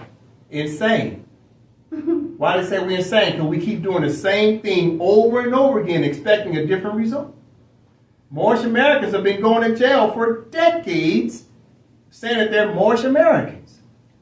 Because they say that they're working outside the law of America. So the course is giving us psych evaluation. You see that? I don't make this stuff up. Okay, continue.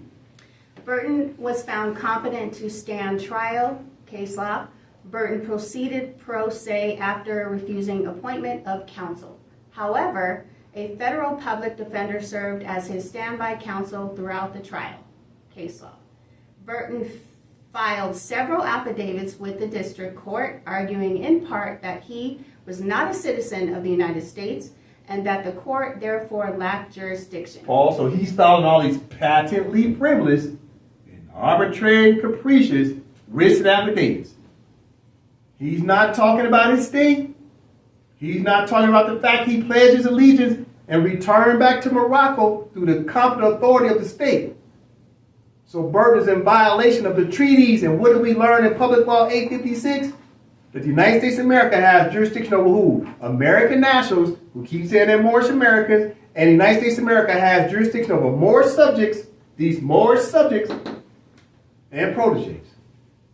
But the United States of America does not have jurisdiction over who? Moroccans, who have returned to Morocco. Moors that have what? Have returned to Morocco. Moors that have returned to Morocco. And how do you return to Morocco? Well, you got to have a what? You got to return to a state. You have to return to a state. It's state on state. You just can't return in your head. It's an act with a pen to make you competent. That's what it's all about. Then you have what? Just protections, because your state will come and represent you. The United States represented Brittany Griner. Who's representing Moors? Nobody. Why? Because we're stateless. And since we're stateless, now we have to abide by the wizard's laws. It's that simple. And Burton thinks he doesn't have to. And I understand why he's thinking that way. Why is he thinking like that? I'll tell you why. It's called miseducation.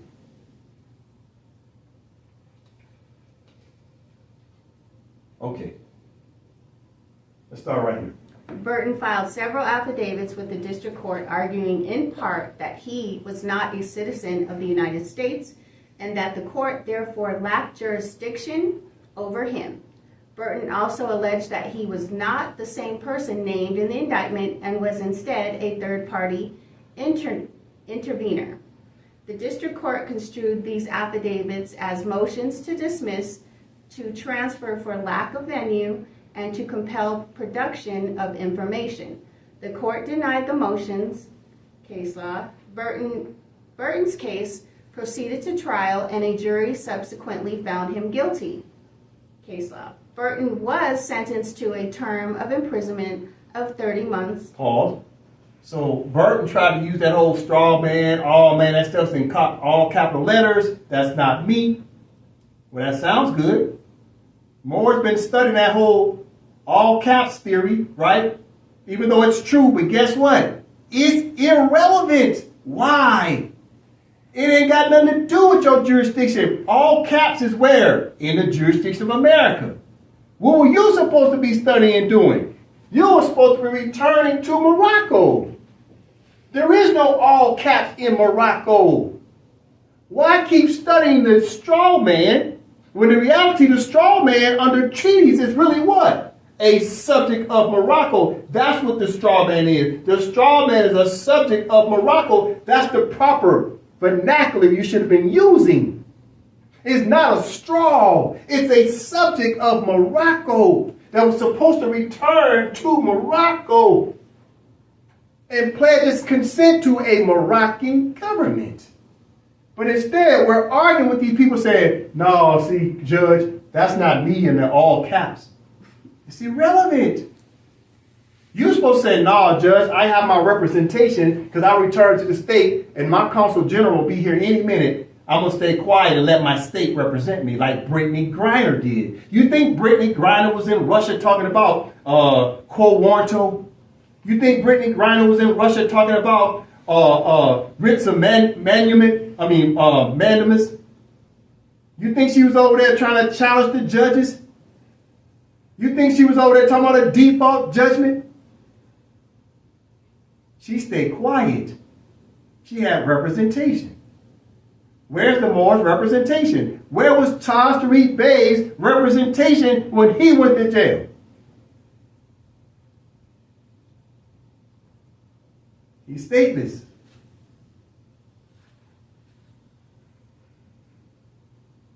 Start here. Burton was sentenced to a term of imprisonment of 30 months and a 3-year term of supervised release. After sentencing, Burton filed a motion for reconsideration, which the district court denied. After filing this appeal, we granted Burton's motion seeking permission to appear pro se and to allow his public defender to withdraw. 2. In his appeal, Burton seeks dismissal of this case and renews several arguments that he made before the district court, namely that he is a free sovereign who is eternally in the jurisdiction of his ancient Moabite forebears. Case law. Burton further asserted that he is not the Rodney Burton referenced in the indictment and that Rodney Burton is a paper construct. Pause. Let's admit it, Moors. All of us are guilty of saying the same thing that Burton is saying. I've said these same things to people. I said these same quotes to people from the year 2019 almost through the entire year of 2020. And in the first part of the year of 2021, I was still saying it when I was dealing with my evictions. I was still talking like this because I had been indoctrinated and I had to unlearn what I learned as I continued to study treaties and international law. I recognized the mistakes I had made. All the Moors are guilty of this. We are parroting our teachers. And our teachers went to jail, which means what's going to happen to the student? The student's going to go to jail.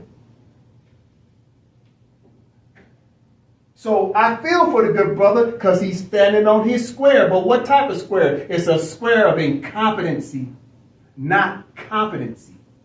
You must understand the difference. Let's take it from the top.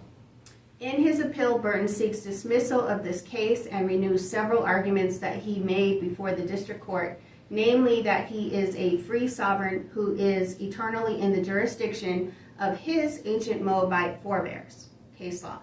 Burton further asserts that he is not the Rodney Burton referenced in the indictment and that Rodney Burton is a paper construct. Case law. Burton also asserts that the district court erred because it used the past of the paper construct prior convictions.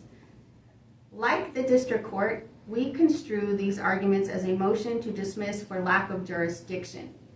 We review a district court's denial of a motion to dismiss on jurisdictional grounds under a de novo standard of review. Case law. We first address Burton's arguments that the district court lacked jurisdiction over him because he is a more American national. Burton was charged with violating federal criminal law while in the United States. The district court's criminal jurisdiction is based on 18 U.S.C.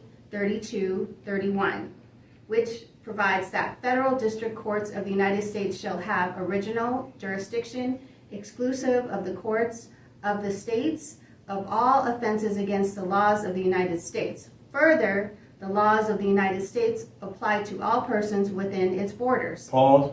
Why are they putting that in quotes? Further, the laws of the United States apply to all persons within its borders. They're trying to say Burton was what? Still in the jurisdiction of ours. That he had failed to do what? Return to Morocco. You see what they're doing? They're proving their case because they know that the United Nations looks at this stuff. He said he's a Moor. Sounds good. Prove it. They're going to talk about proof. Listen to how they talk. Listen. Okay, let's take it from right here. Further, the laws of the United States apply to all persons within its borders. Case law. We have held that 18 U.S.C. 3231 is the beginning and the end of the jurisdictional inquiry in cases involving violations of federal criminal law. Case law. Burton has offered no evidence to support his assertions that he is not an American citizen. Paul, you see what he just said? Let's read it again. Burton has offered no evidence to support his assertions that he is not an American citizen. Let me read. Has offered no evidence to support his assertion that he is not an American citizen. See, they're proving that he's still an American citizen. Because under Public Law 856, the United States of America got jurisdiction over Moors that are still what? Americans. And you still American if you can't prove that you have returned to Morocco. To a Moroccan what? State. Take it from the top. Burton has offered no evidence to support his assertions that he is not an American citizen. And in other cases, we have rejected the argument that a defendant's alleged status as a sovereign state citizen entitles him to immunity from federal law. You see what they're doing? Moors are not immune from law. What type of Moors? Stateless Moorish Americans are not immune from laws. Well, who is immune? Moors who have returned to Morocco, to their state. Let's take it from the top.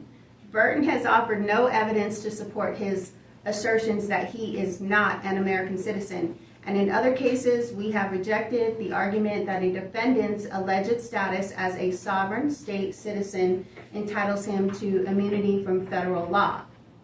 Case law. Dismissing defendants' arguments that federal taxes did not apply because defendants were freeborn, white, preamble, sovereign, natural, individual, common law, de jure citizens of a state, etc., as lacking in legal merit and patently frivolous. You see what the court said? They said that Moors, what they've been saying, is lacking in legal merit and patently frivolous. This is why I keep trying to tell the Moors, everything the Moorish Americans are doing is what? Patently frivolous and arbitrary and capricious. Where do you think I got that statement from? This case. That was my reference point. Why? Because the Moors are lacking in legal merit. What does legal merit mean? Where's your documentary evidence that you returned to Morocco? That you pledged your allegiance back to a Moroccan state that has 3 branches of government? If the answer is no, then you still fall in the jurisdiction of the United States of America under Public Law 856. And Public Law 856 gave the United States of America jurisdiction over acquiescing Moors who still think they're Dorothy in the land of Oz. This is what the good brother Rami Salam Il is trying to tell Moors. You still in the jurisdiction of America, so you got to abide by American laws. This is what good brother Taharka Bey of the Moor Science Temple is saying. Said, we still in the jurisdiction of the United States of America until we establish our own state. But then Tasri Bey turns around and say, nah, we're Americans. This is America, and we don't have to abide by the laws of the United States of America. And once he said that, that created a domino effect of Moors being on the conveyor belt to become incarcerated. And that's the truth. Because everything that Tasri Bey is saying is lacking in legal merit and patently frivolous. That's the truth. Start here. Dismissing defendants' arguments that federal taxes did not apply because defendants were freeborn, white, preamble, sovereign, natural, individual, common law, de jure citizens of a state, etc., as lacking in legal merit and patently frivolous. Case law. As for defendants' sovereign state citizen argument, reasonable jurists could also not disagree that the claim is plainly frivolous. Accordingly, we reject Burton's argument that his Moor nationality removed him from the criminal jurisdiction of the district court. Burton also argues that the district court erred in considering the past of the paper construct prior convictions. Case law. Burton renews his claim that he is not the paper construct, capital letter, all capital letter, Rodney L. Burton, named in the indictment. Burton has presented no evidence to support the claim that he is not the person named in the indictment. After surveying documents in the trial record, the district court was satisfied. Burton is the person named in the second superseding indictment. Case law. The pre-sentence investigation report also provided various identifying information confirming Burton's identity. Pause. So now they're going to tell you how they're confirming who he is. They're going to bring in witnesses. They got documentary evidence. They're going to prove who he is. But Burton couldn't prove that he was who? Rodney Bay. He couldn't prove that he's Rodney Bay, but they're going to prove that he's Rodney Burton. You got to see what's happening here, boys. If your Moroccan state came in, your consul general or your consul court or your Minister of Foreign Affairs came in to represent you, your state will provide the United States of America with all of your documentation to prove who you are. Let's start here. The pre-sentence investigation report also provided various identifying information confirming Burton's identity. Case law, including Burton's photograph, date of birth, social security number, and identifying tattoos.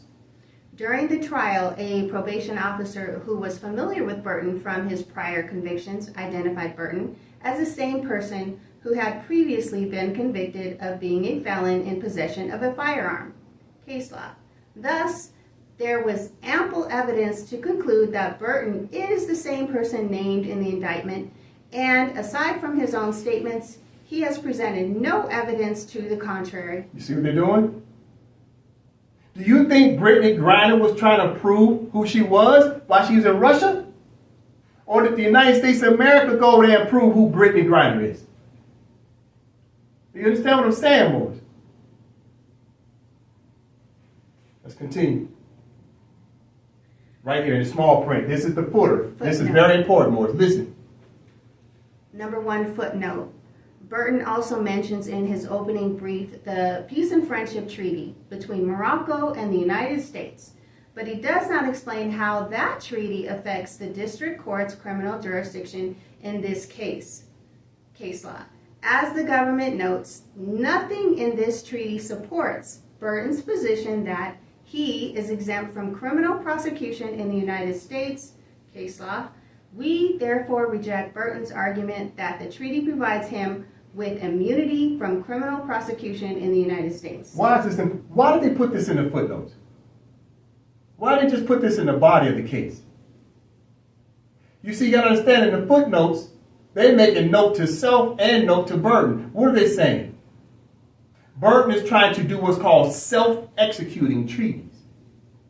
No one can self-execute treaties. Who can enforce a treaty? Only a state. And its state representatives.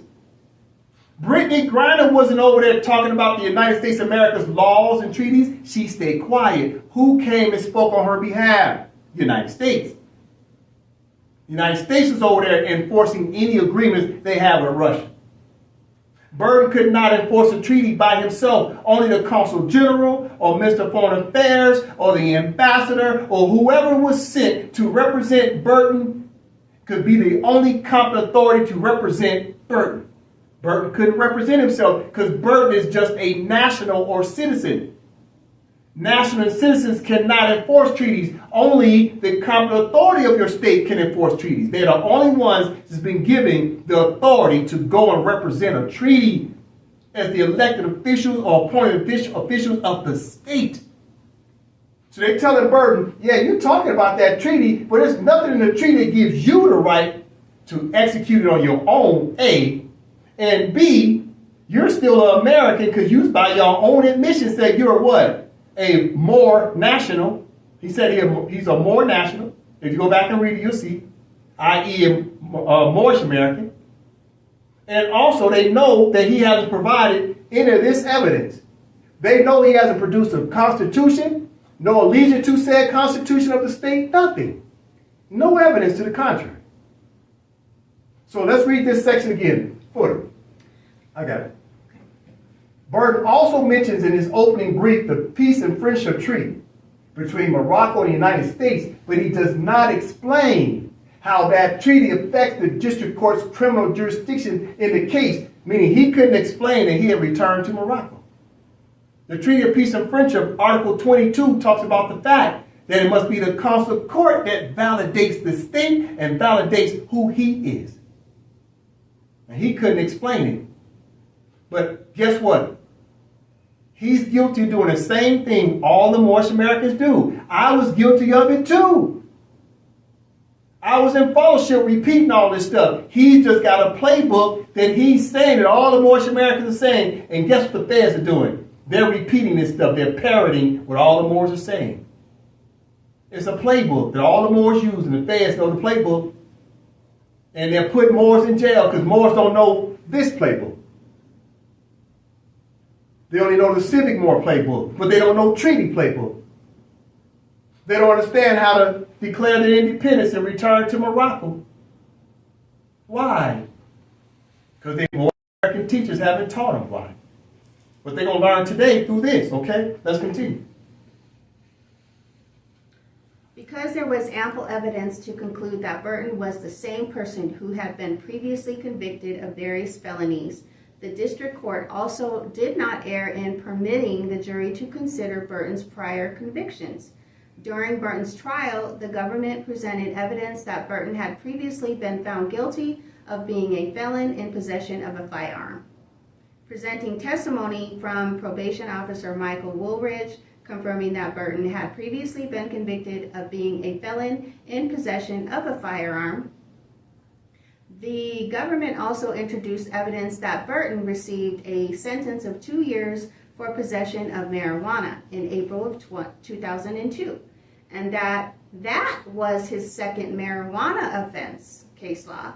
As discussed above, Burton's assertions that the defendant in those cases was not a paper construct, that those cases was a paper construct, is insufficient justification for the court to exclude evidence of the past convictions.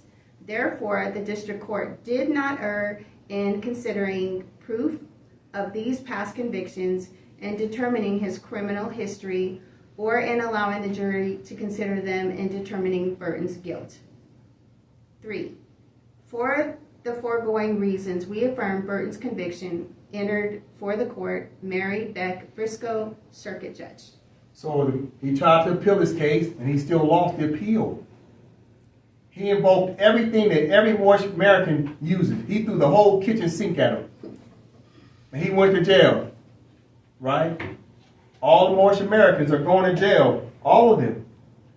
All the Moorish Americans are going to jail, right? Where are we learning this at? All the Moorish Americans are going to jail. Why? Where do you think they're getting their document? Where do you think Rodney Burton Bay got his education from? We all know where he got his education from. More than likely, he got it from where? R.D. Bay Publications. It process, take it from the top. Is R.D. Bay Publications process putting you on a path to decolonization or on a path to incarceration? Answer, incarceration. Documentary evidence as example. Taj Bey went to jail. Light Bey went to jail. Sharon Bey went to jail. Jamal Bey went to jail. Lamont Eel is currently in jail. And Rodney Burton Bey went to jail and still in jail. And all of us get our documentation from R.D. Bay Publications. And all of us are using AA 222141 on our documents. And AA 222141 goes back to the Department of Justice. And the Department of Justice put Rodney Bay in jail. This must be understood. So as I start to wrap up, I can point out problems, but what's the solution? Rodney Bay, Tariq Bey, Light Bey, Jamal Bey, Lamont Eel have failed to return to Morocco. Remember I told y'all about this. You learned about this in class, I think 95 and 96. What do these three boxes represent? This box to the left represents a Moroccan state constitution, Declaration of Independence, right? You return to Morocco, you follow the instructions of the Treaty of Madrid, 1880, Article 15. Over here to the right is the Constitution of the United States of America, i.e. the wizard and the land of Oz. But what governs over both of these legal personalities? Constitution, right? What governs over constitutions? Treaties. That's that box up here. Treaties are the authority over all constitutions. So if Rodney had a dispute and he had returned back to Morocco, he will be in this box right here, and then he can enforce these treaties because his state government will come to his representation. But instead, guess what Rodney is? He's still over here in the jurisdiction of the United States of America. And he's trying to invoke treaties, but in order to invoke treaties, your state has to represent you. Your state invokes the treaties. So as long as you're over here, guess what? Treaties are null and void. Because treaties are about state on state dispute, not internal citizen on citizen dispute. Burton's still a citizen. He's still dealing with the wizard. The wizard's a citizen. Burton's a citizen. So therefore, treaties are null and void. Because treaties are only for state on state dispute. So where is Rodney Bay saying he is? Rodney said he's right here, right? Rodney said he's right here in the center. He said, I'm not in the jurisdiction of the United States of America. I'm over here. Because he never said he returned to Morocco. He didn't say nothing about the Moroccan state. He said, I'm just about my foremothers and forefathers, and this is my land, and he's just rambling. Couldn't prove it. He's Moses in the center of the desert. Right here in the center is the desert. Tashri Bey is Moses. He's in the center. Light Bey is Moses. Jamal is Moses. Lamont is Moses. And I say that respectfully. These are truths. We got to learn. I love all the Moors. I'm a Moor. They're Moors. These are my brothers and sisters I'm talking about. My brothers and sisters got to come home. You're not here. You're here. You got to come back here. So as I start to close out, Moors, I'm going to read this preamble as I start to close out. This is the law of restoration. It's to restore your nation. It's a repatriation documentation. That's all constitutions are. It's a proper written instrument for repatriation to return to Morocco. Preamble. We the Moors in Morocco, the mothers and sons of Northwest of Maxim, Northwest of Kibalan, the North Gate, and standing on our 5 points of light, love, truth, peace, freedom, and justice, in order to restore a balanced order, just protections, reciprocal wealth, and cultural integrity for ourselves and our just sanguine heirs, do establish this law of restoration for the organic state of Allodium Moris Pretium, Arte Colorado. If you don't return to a Moroccan state, then eventually you're going to end up in the prison of an American state. Penitentiary, that is. I end with that. Islam. Islam.